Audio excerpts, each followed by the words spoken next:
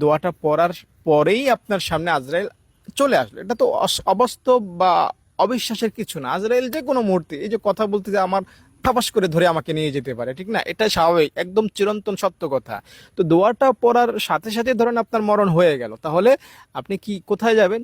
আপনি যাবেন জান্নাতে, আপনি জাহান্নাম থেকে বেঁচে যাবেন, একদম নিরেট সত্য কথা বলে দিলাম। যান, দোয়াটা তাই আমার সাথে পড়েন এভাবে: আল্লাহুম্মা গফিরাতুকা আওসাউ মিন যুনুবি ওয়া রাহমাতুকা আরজা ইনদি মিন আমালি। এই দোয়াটা তিনবার পড়েন। আল্লাহুম্মা গফিরাতুকা, এই দোয়াটা তিনবার পড়েন।